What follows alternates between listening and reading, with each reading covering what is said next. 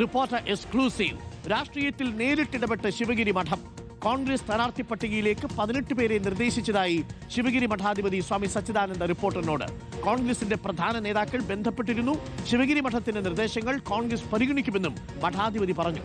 പിന്നോക്ക വിഭാഗത്തിലെ പ്രമുഖരായ കെ സുധാകരൻ, മുല്ലപ്പള്ളി രാമചന്ദ്രൻ, അടൂർ പ്രകാശ് എന്നിവർക്ക് മതിയായ പ്രാതിനിധ്യം നൽകണം. ദേശീയതലത്തിൽ ദളിത് വിഭാഗത്തിലുള്ളവർ കോൺഗ്രസ് അധ്യക്ഷ പദങ്ങളിൽ എത്തിയിട്ടുണ്ടെങ്കിലും കേരളത്തിൽ നടന്നിട്ടില്ല. കൊടിക്കുന്നിൽ സുരേഷിനെ KPCC അധ്യക്ഷ പദവിയിലേക്ക് പരിഗണിക്കണമെന്നും ശിവഗിരി മഠാധിപതി സ്വാമി സച്ചിദാനന്ദ പറഞ്ഞു. കേൾക്കാം. സ്വാമി ഏതെങ്കിലും മണ്ഡലത്തിൽ അല്ലെങ്കിൽ ഏതെങ്കിലുമൊക്കെ നേതാക്കളെ നിർബന്ധമായും പരിഗണിക്കണം എന്ന ഒരു നിർദ്ദേശം കോൺഗ്രസ് നേതൃത്വത്തിന് മുന്നോട്ട് വെച്ചിട്ടുണ്ട്? ഞങ്ങളൊരു 10-18 പേരുടെ പേരെഴുതി കൊടുത്തു. അവരെ പരിഗണിച്ചാൽ കൊള്ളാം. കാരണം അവർ ഇവിടെ വന്ന് വളരെ നിർബന്ധമായിട്ട് മഠത്തോട് ആവശ്യപ്പെട്ടു. ആ ഒരു പരിസ്ഥിതി ഞങ്ങളൊരു നിർദ്ദേശം മുന്നോട്ട് വെച്ചു.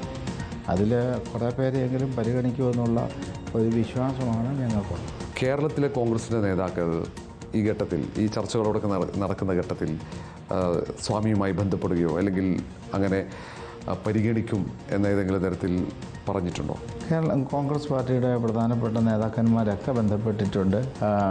ഈ നിർദ്ദേശം പരിഗണിക്കുമെന്ന് തന്നെ അവർ പറഞ്ഞ് ഉറപ്പ് വന്നിട്ടുമുണ്ട്. ഇന്ന് ജീവിച്ചിരിക്കുന്ന പിന്നോക്ക വിഭാഗ നേതാക്കന്മാരിൽ പ്രമുഖരാണ് ഈ പറഞ്ഞ മുല്ലപ്പള്ളിയും സുധാകരനും അടൂർ പ്രകാശും മറ്റും. അപ്പോൾ അവർക്ക് മതിയായ പ്രാതിനിധ്യം നൽകി അവരെ മുഖ്യധാരയിലേക്ക് കൊണ്ടുവരേണ്ടത് ആവശ്യമാണ്. രാജ്യത്തെ സംബന്ധിച്ച് ആവശ്യമാണ്. ഇപ്പം ദേശീയ തലത്തിൽ ദളിത് വിഭാഗങ്ങളിൽപ്പെട്ട ആളുകൾ കോൺഗ്രസിൻ്റെ പ്രസിഡന്റുമാരായിട്ട് പോലും വന്നിട്ടുണ്ട്. കേരളത്തിൽ അത് സംഭവിച്ചിട്ടില്ല. ഇപ്പോൾ കേരളത്തിൽ കഴിഞ്ഞ ഇടയ്ക്ക് പത്രത്തിൽ വാർത്ത വന്നിരുന്നു. കൊടിക്കുന്നിൽ സുരേഷിന് കേരളത്തിൻ്റെ കോൺഗ്രസിൻ്റെ അധ്യക്ഷനാകണമെന്നുള്ള ആഗ്രഹം അദ്ദേഹം പ്രകടിപ്പിക്കുകയും ചെയ്തു. സംഭാഷണത്തിനിടയിൽ അദ്ദേഹം തുറന്ന കാര്യം എന്നോട് പറയുകയും ചെയ്യുന്നു. തീർച്ചയായും അദ്ദേഹത്തെ പോലുള്ള ആളുകളെ പരിഗണിക്കണമെന്ന് തന്നെയാണ് എൻ്റെ കാഴ്ചപ്പാട്. റോഷിപാലുണ്ട് കൂടുതൽ വിവരങ്ങളുമായി. റോഷിപാൽ, ഇതിലൊരു ചെറിയ അപകടമുള്ളത്, ശിവഗിരി മഠത്തിന് രാഷ്ട്രീയം പറയുന്നതിലൊന്നും തെറ്റില്ല. പക്ഷേ ഒരു സ്ഥാനാർത്ഥി ആരായിരിക്കണം എന്ന് നിശ്ചയിക്കേണ്ടത് തികച്ചും പാർട്ടിക്കുള്ളിൽ നടക്കേണ്ട കാര്യമാണ്. അത് പാർട്ടിയാണ് തീരുമാനിക്കേണ്ടത്. സഭയോ സമുദായാംഗങ്ങളോ പരസ്യമായി ഇത്തരം നിലപാടെടുത്ത് വരുന്നു. ഇപ്പോൾ തൃശ്ശൂരിൽ നമ്മൾ കണ്ടു, സഭാ നേതൃത്വം കോൺഗ്രസിനോട് ആവശ്യപ്പെട്ടു, ഇത്ര സ്ഥാനാർത്ഥികളെ ഞങ്ങൾക്ക് വേണം. പരസ്യമായിട്ടുള്ള പ്രതികരണമാണ് നടത്തിയത്. ശിവഗിരി മഠത്തിന്റെ ഭാഗത്തു നിന്നും അത്തരം പരസ്യമായ പ്രതികരണങ്ങൾ വരുന്നു. ഇത് കോൺഗ്രസിനെ സമ്മർദ്ദത്തിലാക്കുമോ? കാരണം പ്രധാനപ്പെട്ട നേതാക്കളുടെ പേരാണ് ഇപ്പോൾ ശിവഗിരി മഠം മുന്നോട്ട് വെച്ചിരിക്കുന്നത്. നിലവിൽ ലഭിക്കുന്ന വിവരമനുസരിച്ച് മുല്ലപ്പള്ളിയെ പരിഗണിക്കാൻ സാധ്യതയില്ല. ഇതിൽ അടൂർ പ്രകാശിനെ പരിഗണിക്കാൻ സാധ്യതയില്ല. അങ്ങനെ വന്നാൽ ശിവഗിരി മഠം പറഞ്ഞ സ്ഥാനാർത്ഥികളെ പരിഗണിച്ചില്ല എന്ന പഴി കൂടി കോൺഗ്രസിന് കേൾക്കേണ്ടി വരും.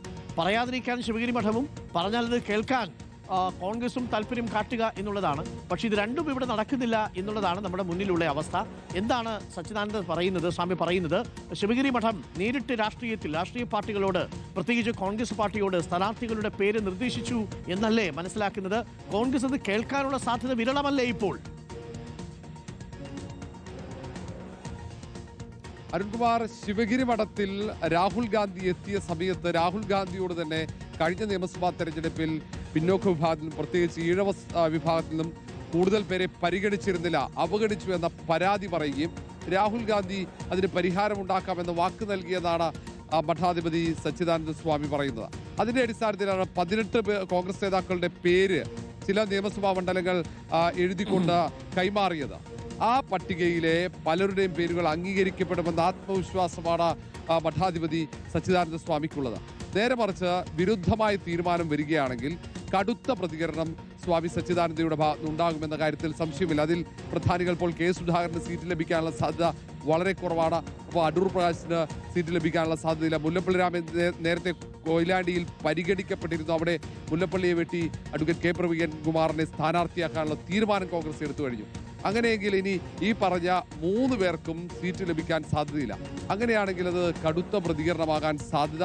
കോൺഗ്രസിനെ സംബന്ധിച്ചിടത്തോളം മഠാധിപതിയുടെ പ്രതികരണം അത് സമ്മർദ്ദമാണ്. കാരണം പരസ്യ പ്രതികരണമാണ്. സാധാരണ ഒരു കത്ത് നൽകിയാൽ അത് രഹസ്യമായി നൽകുന്ന കത്തിടപാടുകൾ, അത് പല സമുദായ സംഘടനകളും അങ്ങനെ കത്തുകൾ നൽകുന്നത് പതിവാണ്. തെരഞ്ഞെടുപ്പ് കാലത്ത് എല്ലാ പാർട്ടികൾക്കും കത്ത് നൽകും. പക്ഷേ പരസ്യമായി ഇത്ര പേരുടെ പേരുകൾ സ്ഥാനാർത്ഥിയാക്കണമെന്ന ആവശ്യം ഇന്നേ പാർട്ടിക്ക് മുന്നിൽ വെച്ചിട്ടുണ്ടെന്ന് പൊതുവെ പറയുന്നില്ല. അങ്ങനെ പറഞ്ഞ സാഹചര്യത്തിൽ അത് സമ്മർദ്ദമാകും. അത് അംഗീകരിച്ചാൽ അത് സമൂഹത്തിൽ മറ്റൊരു തരത്തിൽ വ്യാഖ്യാനിക്കപ്പെടുകയും ചെയ്യും.